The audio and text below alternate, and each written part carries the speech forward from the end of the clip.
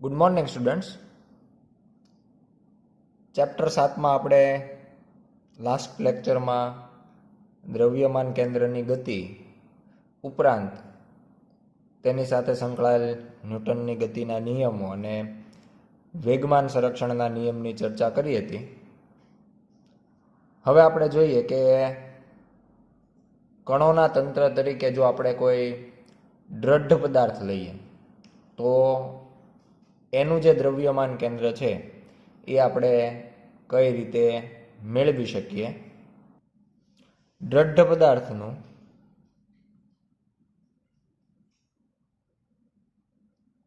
દ્રવ્યમાન કેન્દ્ર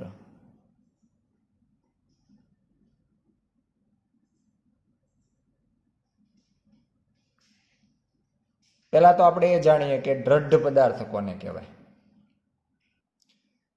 અહીંયા આપણે કણોનું કોઈ એવું તંત્ર લઈએ કે જેમાં કણો વચ્ચેના સાપેક્ષ સ્થાન અફર જળવાઈ રહેતા હોય, એટલે કે કણોના જે તંત્રમાં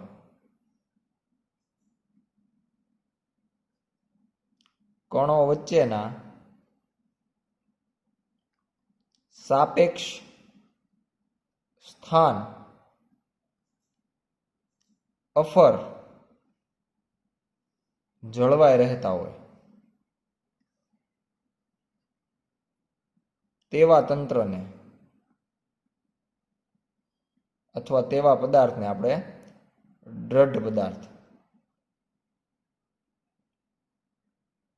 કહેવાય.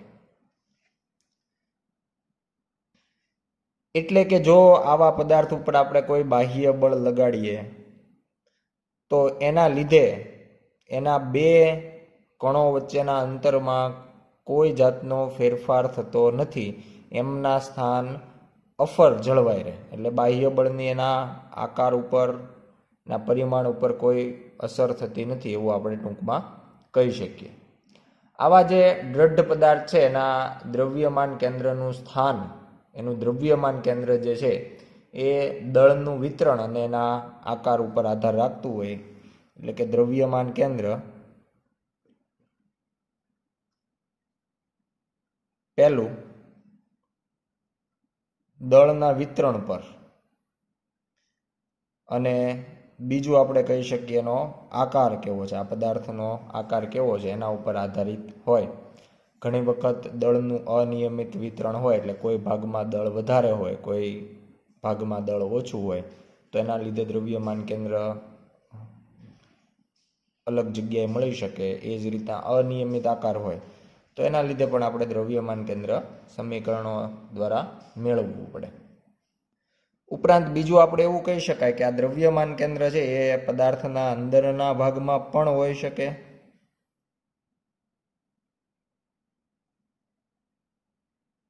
અથવા બહારના ભાગમાં પણ હોઈ શકે.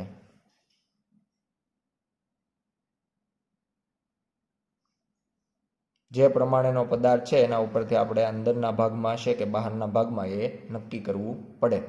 અમુક ઉદાહરણો જોઈએ.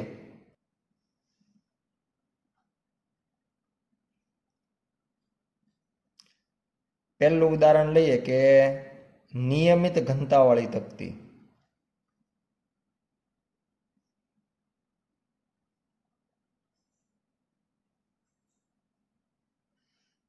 તકતી એટલે એના માટે આપણે જો લખવું હોય તો એ 2 ડાયમેન્શનલ પદાર્થ કહેવાય. અહીંયા આપણે તકતી એટલે કોઈ વર્તુળાકાર તકતીની વાત કરીએ છીએ, પણ એની જે જાડાઈ છે એકદમ અવગણ્ય છે. એટલે કે જો આપણે એને ધ્યાનમાં ન લઈએ તો પણ ચાલે. અને આ પ્રમાણેની જે તકતી હોય એનું દ્રવ્યમાન કેન્દ્ર એના ભૌમિતિક કેન્દ્ર ઉપર હોય.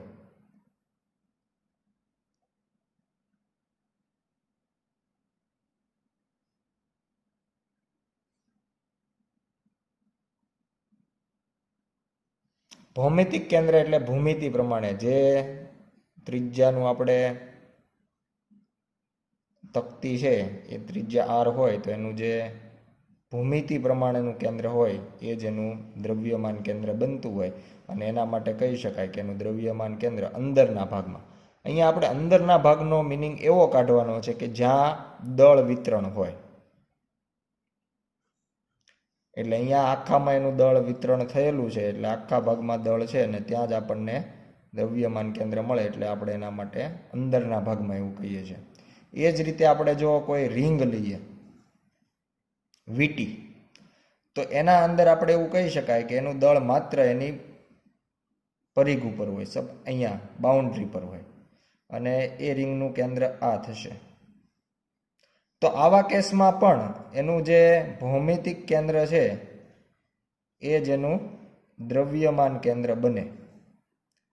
પરંતુ દ્રવ્યનું જે વિતરણ છે એ માત્ર એની બાઉન્ડ્રીના પરિઘના વિસ્તારમાં હોય છે. તો આ જે છે ભાગ એ બહારનો ભાગ કહેવાય. એટલે આ કિસ્સામાં આપણે કહી શકાય દ્રવ્યમાન કેન્દ્ર બહારના ભાગમાં હોય. એટલે આ પણ બહારનો ભાગ કહેવાય અને આ પણ બહારનો. જ્યાં દળનું વિતરણ છે, એટલે માત્ર આ જે લાઈન છે આખી બોર્ડર, એ જ એનો અંદરનો વિસ્તાર કે જ્યાં એનું પોતે દળનું વિતરણ થયેલું છે. એટલે આ પ્રમાણે આપણે દ્રવ્યમાન કેન્દ્ર એના ભૌમિતિક કેન્દ્ર ઉપર પણ બહારના ભાગમાં હોય છે. આના સિવાય આપણે ઘણા બધા એવા નિયમિત આકાર લઈ શકીએ કે જેનું દ્રવ્યમાન કેન્દ્ર એના ભૌમિતિક કેન્દ્ર પર હોય. એટલે કે ત્રિકોણાકાર તકતી લઈએ, અથવા શંકુ લઈએ, અથવા ગોળો લઈએ, કવચ લઈએ, સમઘન હોય. તો આ બધાના દ્રવ્યમાન કેન્દ્ર આપણે આકૃતિમાં દર્શાવ્યા પ્રમાણે દ્રવ્યમાન કેન્દ્ર જે છે એ ભૌમિતિક કેન્દ્ર પર જ હોય. હવે અહીંયા આપણે જે ઉદાહરણના અમુક આકાર અને નિયમિત ઘનતાવાળા પદાર્થ લીધા, એના માટે જો ગણતરી મુજબ એનું દ્રવ્યમાન કેન્દ્ર મેળવવું હોય તો એના માટે આપણે જોઈએ કે નિયમિત ઘનતાવાળા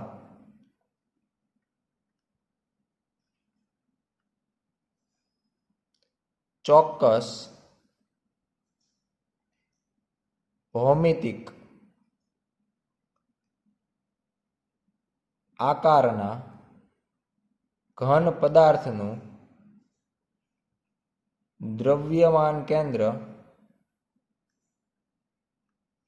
મેળવવાની રીત.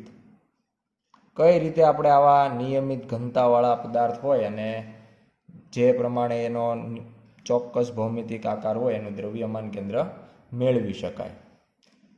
તો એના માટે એક ઉદાહરણ લઈએ આપણે. વન ડાયમેન્શનલ કેસ તરીકે લઈએ સળિયો.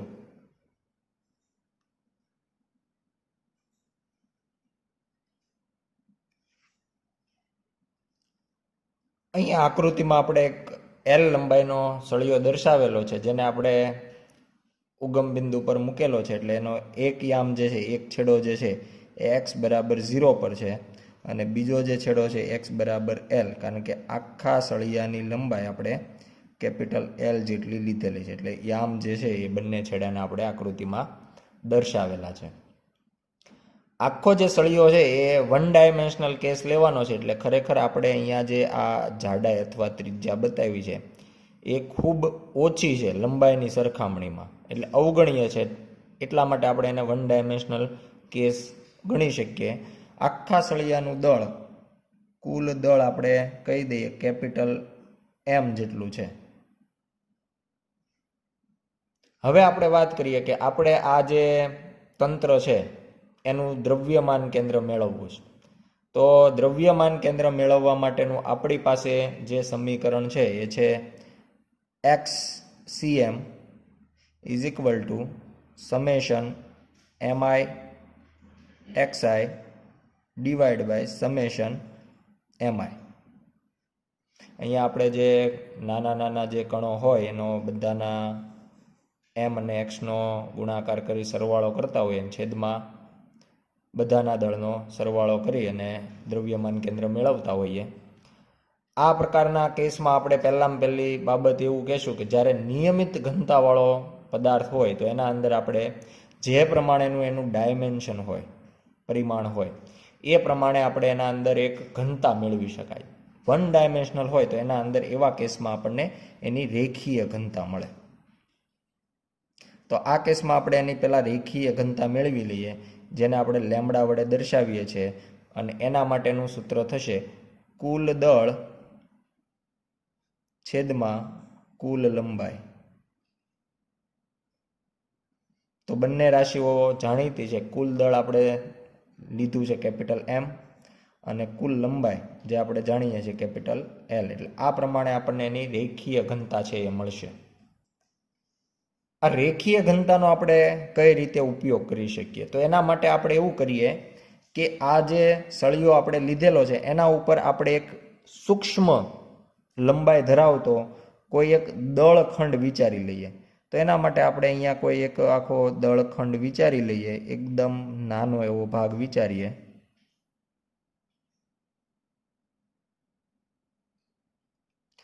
તો આ જે દળખંડ આપણે સળિયા ઉપર વિચાર્યો છે એ પોતે કંઈક લંબાઈ ધરાવતો હશે. એ લંબાઈને આપણે કહી દઈએ dx, અહીંયાથી અહીંયા સુધીની. અને એનો જે ઉગમ બિંદુ છે એનાથી કંઈક દૂર છે, એ અંતરને આપણે કહી દઈએ x. એટલે આપણે એક દળખંડ ઉગમ બિંદુથી x જેટલા અંતરે dx લંબાઈનો એક દળખંડ આપણે અહીંયા ધ્યાનમાં લીધો. તો આપણે જે પ્રમાણે એની લંબાઈ લીધી એ પ્રમાણે એનું કંઈક દળ હશે. એ દળને આપણે કહી દઈએ સૂક્ષ્મ લંબાઈ છે, એટલે દળ પણ સૂક્ષ્મ હોય, જેને આપણે નામ આપી દીધું dm. તો રેખીય ઘનતાની મદદથી તમે આટલા નાના એવા ટુકડાનું દળ કેટલું હશે એ નક્કી કરી શકો. આમ તો એ ત્રિરાશિની મદદથી પણ મેળવી શકાય કે જો લંબાઈ l હોય તો દળ m થશે, અને જો લંબાઈ dx હોય તો દળ કેટલું, એવું પણ કરી શકાય. અથવા તો dx લંબાઈના દળખંડનું દળ dm બરાબર લેમ્બડા ઇન્ટુ dx આવું થશે. અહીંયા જે પ્રમાણે આપણે dm દળ ધરાવતો ખંડ લીધો છે, આખા સળિયાને આવા ઘણા બધા નાના નાના dm દળ ધરાવતા ખંડના બનેલો વિચારી શકાય, અને બધાનો આ પ્રમાણેનો સરવાળો કરી અને આપણે દ્રવ્યમાન કેન્દ્ર મેળવી શકાય.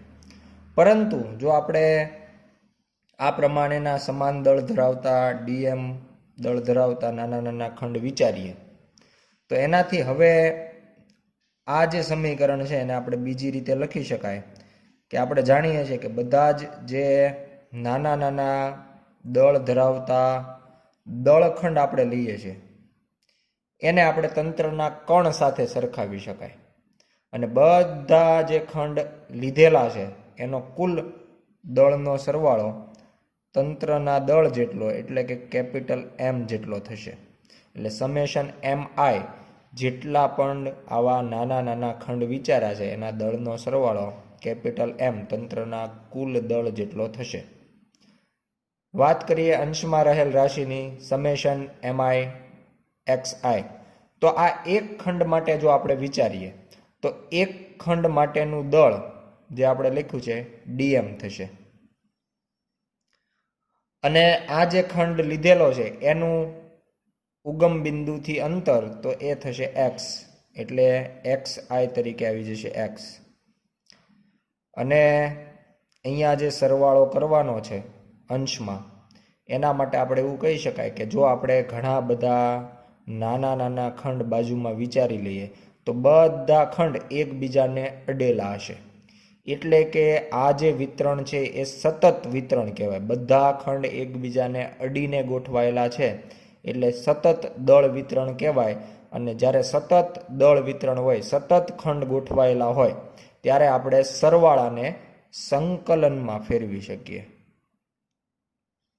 એટલે હવે આપણું સમીકરણ જે છે એને જો ફરી વખત લખવું હોય તો આવી રીતે પણ લખી શકાય કે 1/m, કારણ કે કેપિટલ M છે એ બદલાવાનો નથી, તંત્રનું કુલ દળ છે, એટલે એને આપણે સંકલનની બહાર લઈ શકીએ. સંકલનમાં x dm આ રીતનું પદ છે એ લખી શકીએ. અને હવે આ સમીકરણની અંદર જો આપણે dm ની કિંમત મૂકીએ તો xcm is equal two 1/m integration x dm ની જગ્યાએ આવશે લેમ્બડા dx, અને x ના સંદર્ભમાં આપણે સંકલન કરવાનું છે તો x ની લિમિટ મૂકી શકીએ સળિયાના એક છેડાને યામ છે 0 અને બીજા છેડાના યામ છે L, એટલે 0 થી લઈ અને L સુધી. એટલે આ પ્રમાણે આપણને સંકલનની લિમિટ મળશે, જેમાં આપણે હવે લેમ્બડાની કિંમત મૂકીએ તો 1/m ઇન્ટિગ્રેશન 0 થી L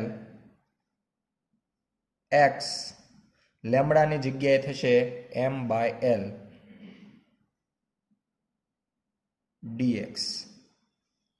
આ m/L ને પણ જોઈ શકાય કે m પણ અચળ છે અને L પણ, એને પણ આપણે સંકલનની બહાર લઈ શકીએ, જેનાથી હવે આપણે લખી શકીએ કે x cm is equal two 1/L. અહીંયા જોઈ શકાય m બહાર આવશે એટલે m જે છે એ m ને કેન્સલ કરશે અને L છે એ છેદમાં રહેશે એટલે 1/L ઇન્ટિગ્રેશન x dx લિમિટમાં 0 થી L. અને હવે જો આપણે x નું ઇન્ટિગ્રેશન કરીએ તો x નું ઇન્ટિગ્રેશન આપણને મળશે x²/2 x²/2 lower limit 0 upper limit L. એટલે આ પ્રમાણેનું આપણને સમીકરણ મળશે. અને હવે આપણે લિમિટ જે છે એ મૂકી દઈએ એટલે કૌંસની બહાર આવશે 1/L.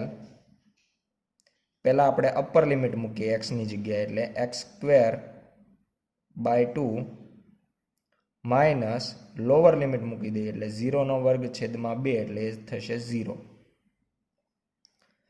અને આના ઉપરથી હવે આપણે અંશમાં રહેશે L²/2L, તો એમાં પણ એક L જે છે એ કેન્સલ થઈ જાય અને જેનાથી આપણને જવાબ મળશે L/2. એટલે આ પ્રમાણે આપણને xcm એના દ્રવ્યમાન કેન્દ્રના યામ જે છે એ L/2 પ્રમાણે જોઈએ તો એક્ઝેક્ટ આપણે એવું કહી શકીએ કે જે આપણો સળિયો છે નિયમિત ઘનતાવાળો અને નિયમિત ચોક્કસ ભૌમિતિક આકારવાળો, દ્રવ્યમાન કેન્દ્ર એક્ઝેક્ટ એના ભૌમિતિક કેન્દ્ર પર હોય, જે આપણે ભૂમિતિ પ્રમાણે તો કહેતા જ હોઈએ છીએ, આ આપણે ગણતરી દ્વારા પણ એ મેળવી શકાય. સળિયાને આપણે વન ડાયમેન્શનલ કેસ લીધો છે એટલે જો એના કદાચ YCM અથવા તો ZCM y દિશામાં અને Z દિશામાંના દ્રવ્યમાન કેન્દ્રના યામ લખવા હોય તો એ આપણે 0 લખી શકીએ. ત્યારબાદ હવે આપણે જોઈએ બાઇનરી સ્ટાર સિસ્ટમ, એટલે કે જ્યારે કોઈ બે તારાઓનું કોઈ તંત્ર હોય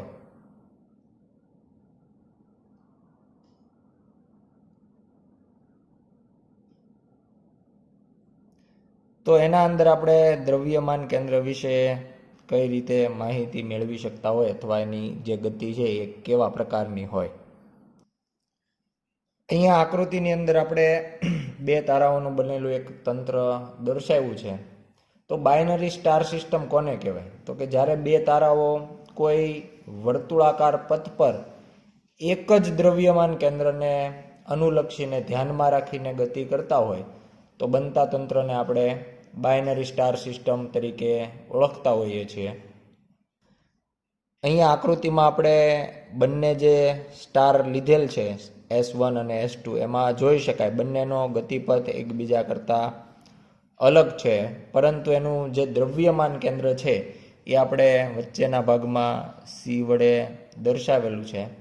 તો બંને જે સ્ટાર છે S1 હોય અથવા તો S2 હોય તો એનો બંનેનો જે ગતિ માર્ગ છે એ જોઈ શકાય અહીંયા કે વર્તુળાકાર માર્ગ અથવા તો હેલિકલ માર્ગ પણ કહેવામાં આવે, પણ એનું જે દ્રવ્યમાન કેન્દ્ર છે એની ગતિ જોવામાં આવે તો એ સુરેખ માર્ગ પર થાય છે.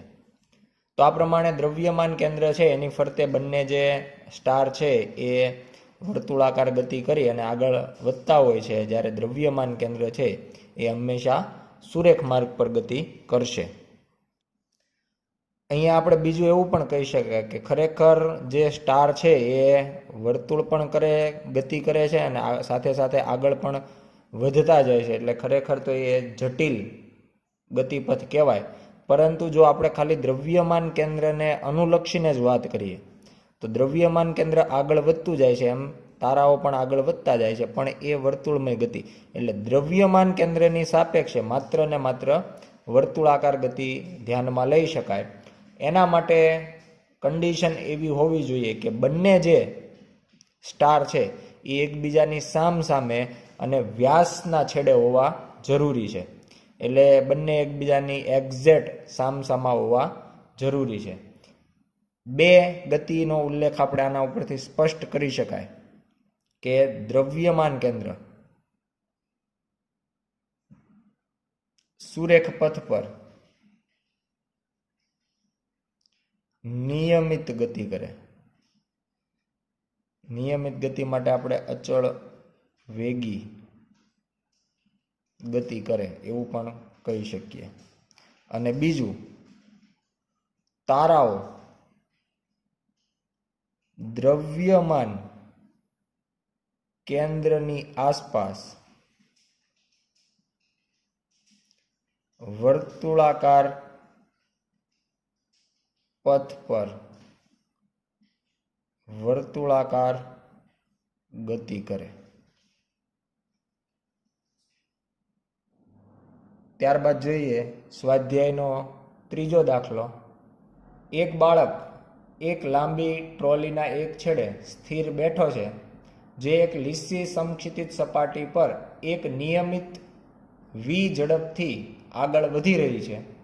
જો આ બાળક ટ્રોલી પર ઊભો થઈને કોઈ પણ રીતે દોડે તો ટ્રોલી પ્લસ બાળક તંત્રના સેન્ટર ઓફ માસ CMની ઝડપ કેટલી હશે? અહીંયા આ જે રકમ આપણને આપવામાં આવી છે એમાં એવું કહી શકાય કે બાળક જ્યારે ટ્રોલી ઉપર કોઈ પણ રીતે દોડે અને એ ટ્રોલી ઉપર બળ લગાડે તો સામે ટ્રોલી પણ બાળક પર એટલું જ બળ લગાડે. આ જે બળ છે એને આપણે તંત્રના આંતરિક બળ ગણી શકાય, કારણ કે તંત્ર ટ્રોલી પ્લસ બાળકથી બને છે. એટલે તંત્રની અંદર એક કણ બીજા કણ ઉપર ને બીજો કણ પહેલા કણ ઉપર બળ લગાડે અને આપણે આંતરિક બળ તરીકે લેતા હોઈએ છીએ. અને આંતરિક બળના કારણે આપણે એવું કહી શકીએ કે પદાર્થની તંત્રની ઝડપમાં કોઈ ફેરફાર થાય નહીં. એટલે અહીંયા જો બાળક ટ્રોલી પર કોઈ પણ રીતે દોડે તો કોઈ જાતનું બાહ્ય બળ લાગતું નથી, અને બાહ્ય બળની ગેરહાજરીમાં તંત્રના દ્રવ્યમાન કેન્દ્રની ઝડપ અચળ રહે. એટલે દ્રવ્યમાન કેન્દ્રની ઝડપ v જેટલી જ અચળ રહેશે. ત્યારબાદ જોઈએ આપણે કે જ્યારે કોઈ નિયમિત ઘનતા અને નિયમિત આકારવાળો પદાર્થ હોય અને એમાંથી જો એનો અમુક ભાગ દૂર કરવામાં આવે તો એનું નવું દ્રવ્યમાન કેન્દ્ર આપણે કઈ રીતે મેળવી શકીએ? આકૃતિમાં દર્શાવેલ સિગ્મા જેટલી સમાન પૃષ્ઠ ઘનતાવાળી અને r ત્રિજ્યાની અત્યંત પાતળી તક્તીમાંથી r/2 ત્રિજ્યાવાળી તક્તી જેટલો ભાગ કાપી લેવામાં આવે તો મૂળ તક્તીના કેન્દ્રને અનુલક્ષી બાકી રહેલા ભાગનું દ્રવ્યમાન કેન્દ્ર શોધો. અહીંયા આપણે આકૃતિમાં જોઈ શકાય કે આપણી પાસે કેપિટલ R ત્રિજ્યા ધરાવતી એક તક્તી છે જે સમાન પૃષ્ઠ ઘનતા સિગ્મા ધરાવે છે. હવે એમાંથી આપણે અહીંયા જે લાલ પેનથી આપણે દર્શાવ્યું છે એવું r/2 ત્રિજ્યા ધરાવતું એક નાનું એવું વર્તુળાકાર ભાગ છે એ આમાંથી દૂર કરવાનો છે. એટલે જો આપણે આટલો ભાગ કાઢી લઈએ તો બાકીનો જે ભાગ વધશે, આ જે ભાગ વધે છે એનું દ્રવ્યમાન કેન્દ્ર હવે જૂના દ્રવ્યમાન કેન્દ્રની સાપેક્ષે એને અનુલક્ષીને ક્યાં મળશે? એટલે આપણે જાણીએ છીએ કે આખી તક્તી જ્યારે આપણી પાસે હશે ત્યારે એનું દ્રવ્યમાન કેન્દ્રના યામ 0,0,0 જો 3 ડાયમેન્શનલ તરીકે આપણે લખતા હોઈએ તો. પણ તક્તી છે તો તક્તી જે છે એના માટે આપણે કહી શકાય કે તક્તી એટલે આપણા પાસે 2 ડાયમેન્શનલ કેસ કહેવાય, કારણ કે આપણને એની જે જાડાઈ છે એ ખૂબ જ ઓછી છે, એકદમ પાતળી તક્તી કહેવામાં આવેલ છે. અને જે 2D કેસ લઈએ આપણે તો એના ઉપરથી એની પૃષ્ઠ ઘનતાની આપણે જો વાત કરીએ તો પૃષ્ઠ ઘનતા સિગ્મા ઇઝ ઇક્વલ ટુ દળના છેદમાં ક્ષેત્રફળ. આખી તકતીનું દળ કેપિટલ એમ લઈએ અને એનું ક્ષેત્રફળ એ કહીએ તો દળ એમ અને ક્ષેત્રફળ તો કે વર્તુળાકાર તકતી છે એટલે ક્ષેત્રફળ મળશે આપણને પાઈ આર સ્ક્વેર. આ પ્રમાણેનું આપણને એની પૃષ્ઠ ઘનતા જે સિગ્મા આપી છે એનું સૂત્ર આપણે લખી શકીએ. હવે આ જે કિસ્સો છે એમાં આપણે ટોટલ 3 વસ્તુઓ ધ્યાનમાં લેવી પડે. એક આપણી જે મૂળ તકતી છે આખી, બીજી એમાંથી જે ભાગ દૂર કરવાનો છે, અને ત્રીજું આ આટલો ભાગ દૂર થઈ ગયા પછીનો બાકીનો જે ભાગ વધે છે એ. તો આપણે એવું કહી શકાય કે મૂળ તકતી છે એ 2 ભાગની બનેલી છે. એક r/2 ત્રિજ્યાનો જે આ નાનો ભાગ છે એ વત્તા જે બાકીનો ભાગ વધે છે. જો એ 2 ભાગને આપણે ભેગા કરીએ તો આપણી મૂળ તકતી બને, અને મૂળ તકતી એ આપણું થઈ ગયું તંત્ર. એટલે તંત્રના 2 ભાગ છે એવું કહી શકાય. પહેલો ભાગ જે છે એ આપણે r/2 ત્રિજ્યાની જે તકતી નાની એવી તકતી મળે એ, અને એની સિવાયનો બાકીનો જે ભાગ રહે છે એને આપણે 2 નંબર આપી દઈએ. અને આ 2 જ્યારે ભેગા થાય ત્યારે આપણું આખું તંત્ર એટલે કે આપણી આર ત્રિજ્યાની તકતી બને છે. તો હવે પહેલાં આપણે મૂળ તકતી માટે વાત કરીએ કે મૂળ તકતી માટે એની સાથે સંકળાયેલી રાશિઓ છે એ લઈએ તો એક તો એનું દળ કેટલું લઈ શકાય. તો આના ઉપરથી જો આપણે દળને સૂત્રનો કરતા બનાવીએ તો m is equal to pi r square sigma થઈ જશે. અને જો એના યામની વાત કરીએ કે એનું દ્રવ્યમાન કેન્દ્ર તો એ આપણે લખી શકીએ 0,0 2 ડાયમેન્શનલી લખીએ અથવા 0 લખીએ તો પણ ચાલે, કારણ કે આખી તકતીનું દ્રવ્યમાન કેન્દ્ર તો 0,0 પર જ છે. બીજી વાત કરીએ r/2 ત્રિજ્યાની તકતી માટે જે આપણે દૂર કરવાની છે એના દળને આપણે m1 કહી દઈએ. તો એના માટે પણ મોટી તકતીનો જ એ નાનો એવો ભાગ છે તો એના માટે પણ આ જ સૂત્ર વપરાય. એના દળ તરીકે m1 લેવાનું થાય અને એના ક્ષેત્રફળ તરીકે પાઈ કૌંસમાં r/2 નો વર્ગ એના માટેનું જે દળ છે ને એના માટેનું જે ક્ષેત્રફળ છે, અને એના ઉપરથી જો આપણે m1 મેળવીએ તો pi r square by 4 into sigma થશે. કારણ કે એમાં જે દળ છે m1 થઈ ગયું એને આપણે સૂત્રનો કરતા બનાવ્યો, અને ત્રિજ્યા તરીકે આપણે r/2 નો વર્ગ એટલે r સ્ક્વેર બાય 4 આ બધું જ સિગ્મા સાથે ગુણાકારમાં આવશે. એટલે એનું દળ આપણે આ રીતે લખી શકાય. અને એના જો યામ લખીએ r1 તો એ આપણે લખી શકાય કે દ્રવ્યમાન કેન્દ્ર અહીંયા દર્શાવ્યું છે જે મૂળ જે આપણું ઉગમ બિંદુ છે એનાથી r/2 ત્રિજ્યા જેટલા અંતરે હોય, કારણ કે એનું દ્રવ્યમાન કેન્દ્ર એક્ઝેક્ટ એના ભૌમિતિક કેન્દ્ર પર હોય ને એનું ભૌમિતિક કેન્દ્ર ઉગમ બિંદુથી ત્રિજ્યા જેટલું એટલે r/2. એટલે જો સદિશ સ્વરૂપે લખીએ તો r/2 i કેરેટ કોમા જો y ઘટક લખવો હોય તો 0, અથવા માત્ર જો i ઘટક જ લખવો હોય તો આ રીતે પણ લખી શકાય, કારણ કે y અથવા z ઘટક મળતો નથી. ત્રીજી વાત કરીએ બાકી રહેલો ભાગ અથવા બાકી રહેલી તકતી.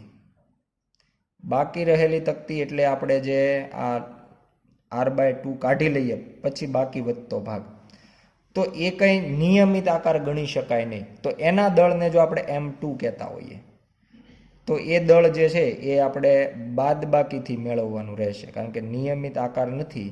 એટલા માટે આપણે આવા કોઈ સૂત્રનો ઉપયોગ ન કરતા મૂળ તકતીમાંથી નાની એવી તકતીનું દળ બાદ કરી અને આપણે બાકી રહેલા ભાગનું દળ મેળવતા હોઈએ તો m2 is equal two capital M તરીકે આવશે પાઈ આર સ્ક્વેર સિગ્મા. આમ તો એમ અને m1 બંનેમાં પાઈ આર સ્ક્વેર સિગ્મા આવે છે, તો કોમન લઈ શકાય. અને અહીંયા બધું કોમન છે એટલે -1 થઈ જશે. બીજામાં બધું અંશનું કોમન છે, છેદમાં 4 રહેશે એટલે -1/4. એટલે કાઉન્સમાં આવશે 1 - 1/4. તો 1 - 1/4 જે છે એનો જવાબ આપણને મળે 3 લસા લઈ લઈએ એટલે 3/4 થઈ જશે. એટલે m2 = 3/4 પાઈ આર સ્ક્વેર સિગ્મા. આટલો જવાબ આપણને મળશે. અને જો યામની વાત કરીએ કે એનું દ્રવ્યમાન કેન્દ્ર ક્યાં હશે, તો દ્રવ્યમાન કેન્દ્ર આપણે મેળવવાનું છે એટલે એના માટે આપણે બાકી રાખીએ. હવે આપણે દ્રવ્યમાન કેન્દ્રનું સમીકરણ લખીએ કે આપણું જે તંત્ર છે એ 2 ભાગનું બનેલું છે. તો એના માટે RCM = m1r1 + m2r2 છેદમાં m1 + m2. આ પ્રમાણેનું આપણું જે દ્રવ્યમાન કેન્દ્રનું મૂળ સમીકરણ છે એ અહીંયા આપણે વાપરીએ તો આપણા તંત્ર માટેનું દ્રવ્યમાન કેન્દ્ર જે છે એ આપણે જાણીએ છીએ 0. પહેલો જે ભાગ છે એ આપણે જે તકતી દૂર કરવાના છીએ એને કીધું છે, તો એનું દળ આપણે લખ્યું છે પાઈ આર સ્ક્વેર બાય 4 × સિગ્મા. એના જે યામ છે એ છે કાઉન્સમાં r/2 i caret plus m2 તરીકે બીજાનું દળ જે બાકીનો ભાગ વધે છે એનું તો 3/4 પાઈ આર સ્ક્વેર સિગ્મા. અને એનો દ્રવ્યમાન કેન્દ્ર જે છે એ આપણને ખબર નથી એટલે એ r2 છેદમાં m1 + m2. એટલે બંનેના દળનો જો સરવાળો કરીએ તો તંત્રનું કુલ દળ મળે. એટલે ડાયરેક્ટ આપણે કેપિટલ M લખી શકીએ એટલે પાઈ આર સ્ક્વેર સિગ્મા. તંત્રનું જે કુલ દળ છે એ આ બાજુ 0 સાથે ગુણાકારમાં જાય એટલે આખું જે છેદ છે એ આપણે 0 થઈ જશે આ તરફ જાય એટલે.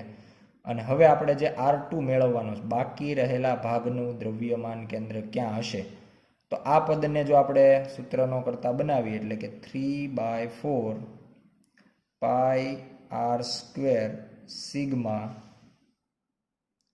R2 સદિશ એટલે જો આ ભાગને આ પદને સૂત્રનો કરતા બનાવીએ તો પહેલું જે પદ છે એ બીજી તરફ જશે અને એ અહીંયા પ્લસ છે, બીજી તરફ જાય તો માઇનસ થાય એટલે pi r square by 4 × sigma × r/2i. આ પ્રમાણેનું થશે. તો અહીંયા બંને તરફ પાઈ કેન્સલ થઈ જશે, r square cancel, sigma cancel, છેદમાં જે 4 છે એ પણ કેન્સલ થઈ જશે. એટલે આ પ્રમાણે હવે જો આપણે R2 ને સૂત્રનો કરતા બનાવીએ તો R2 સદિશ અહીંયા જે 3 છે એ બીજી તરફ છેદમાં જશે એટલે r/6 આગળ છે માઇનસની નિશાન એટલે -r/6i કેરેટ. આવો આપણને જવાબ મળશે. એટલે બાકી રહેલો જે ભાગ છે એનું જે દ્રવ્યમાન કેન્દ્ર છે એ આપણને ઋણ x અક્ષ ઉપર r/6 જેટલા અંતરે મળશે. એટલે લગભગ આપણે એવું કહી શકીએ કે અહીંયા ક્યાંક આપણને એનું દ્રવ્યમાન કેન્દ્ર આકૃતિમાં જોઈએ તો એ પ્રમાણે આપણે દ્રવ્યમાન કેન્દ્ર જે છે R2 માટેનું એ આપણે અહીંયા દર્શાવી શકાય. આનો સીધો એક બીજો મિનિંગ પણ કહી શકાય કે જ્યારે આપણી આખી તકતી ધ્યાનમાં લેતા હતા ત્યારે એવું કહી શકાય કે જો આપણે x અક્ષને અનુલક્ષીને સમમિતિ જોઈએ તો ઉપર અને નીચે દળ સમાન હોય. જો y અક્ષને અનુલક્ષીને સમમિતિ જોઈએ તો ડાબી અને જમણી તરફ દળ સમાન હોય. પણ જ્યારે આપણે r/2 ત્રિજ્યાનો ભાગ દૂર કરીએ છીએ ત્યારે જો એક્સ અક્ષને અનુલક્ષીને સમમિતિ લેવામાં આવે તો ઉપરનું દળ એટલે કે આટલા ભાગનું દળ અને નીચેના આટલા ભાગનું દળ આપણને સમાન મળવાનું એટલે સમમિતિ છે.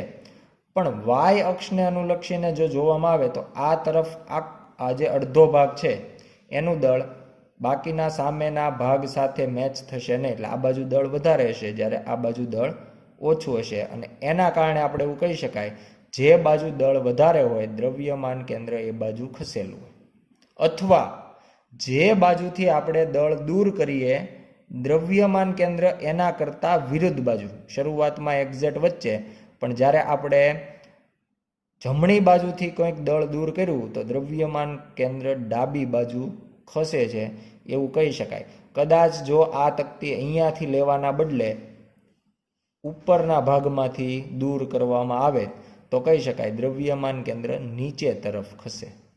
તો આ પ્રમાણે આપણે ડાયરેક્ટ યાદ રાખી શકાય જે બાજુથી દળ ઓછું કરવામાં, દૂર કરવામાં આવે દ્રવ્યમાન કેન્દ્ર એનાથી વિરુદ્ધ તરફ ખસે. બીજું કે જો આપણે કદાચ એના યામ છે 3 ડાયમેન્શનલ લખવા હોય અથવા 2 ડાયમેન્શનલ લખવા હોય તો એના માટે R2 સદિશ બરાબર -r/6, 0 લખી શકાય, અથવા -r/6, 0, 0 આ રીતે 2 ડાયમેન્શનલ અથવા તો 3 ડાયમેન્શનલ જો લખવા હોય તો પણ લખી શકાય.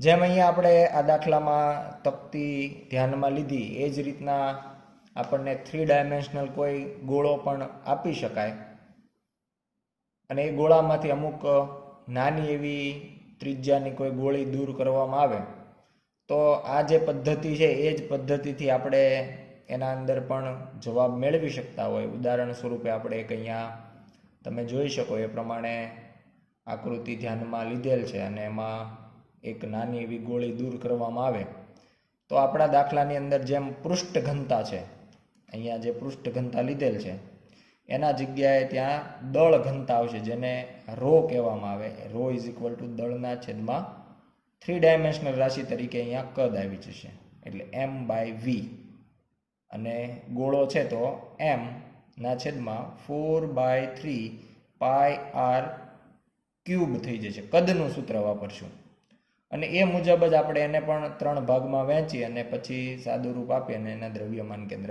મેળવી શકીએ. આભાર.